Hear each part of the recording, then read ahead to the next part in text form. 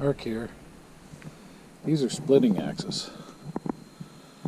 The yellow handled one is made in China. Actually, I'm pretty sure that all of these are.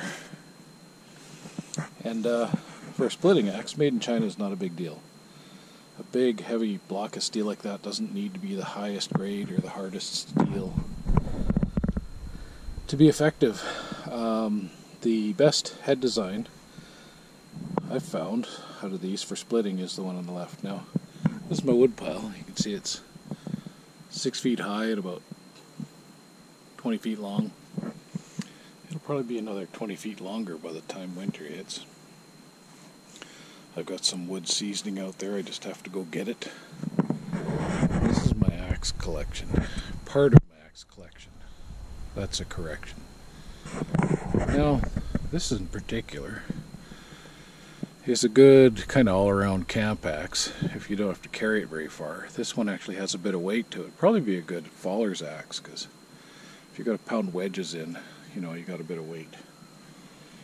This one here is a little tiny ancient ESTWING camp axe.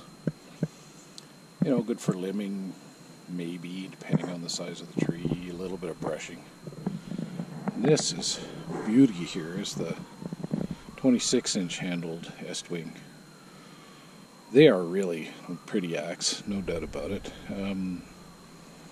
They are actually fairly practical for, you know, camp use, but I wouldn't recommend them for wood chopping. That's what splitting axes are for. Use the right tool for the job. Now this axe here, this is interesting. I found this thing in a bunch of tree litter when I was doing a tree removal. And it's Swedish steel. Now for an axe like this, having good quality steel is not a bad idea, but I wouldn't recommend spending hundreds of dollars on an axe. You know, if you go to yard sales, garage sales in a city, you can probably pick stuff like this up for $5 or $10. That's where I've got some of these. That's where these two came from. This one here is West German steel. What the fuck ever, really? But it's not bad steel, you know. If you seriously, your chainsaw isn't going to start and you got to move some wood, knock some lengths apart, you know, cut some trees into lengths. You couldn't have pinched do it with this. You are going to raise a sweat.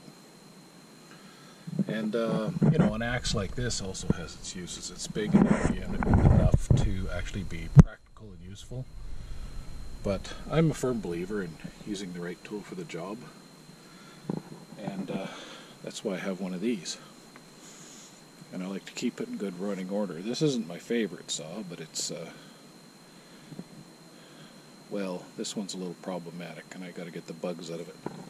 These newer models are kind of finicky compared to the old ones I found. But if you're really seriously clearing brush, trails, there's a brush axe available that has a blade that is changeable, and it's got a D-shaped head on the end of a hickory handle usually, and they're, oh, I don't know, they're about the same length as this, maybe 20 inches or so.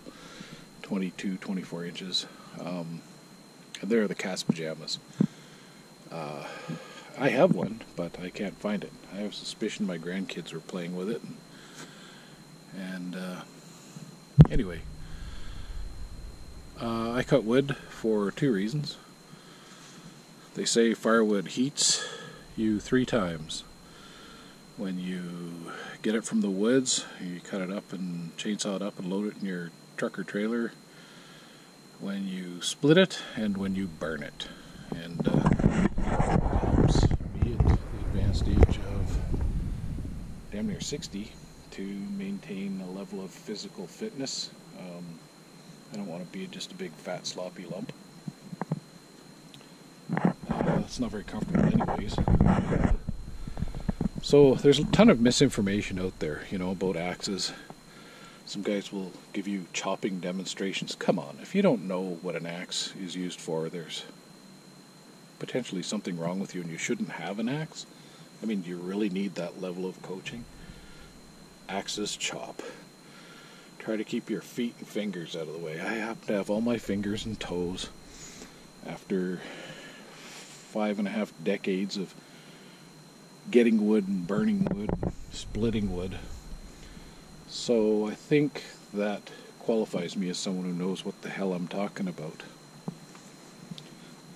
So, yeah, you can never have too many axes. It's nice to have the right one for the job, but you don't need to break the bank to get good ones. So I'm a firm believer in looking for a bargain. Everybody has an axe they don't use, everywhere, and sooner or later it's going to be at a yard sale or garage sale. Bargains can be had. And do you really want to be using an axe where you should be using a chainsaw? I don't. Anyway, so that's it for today.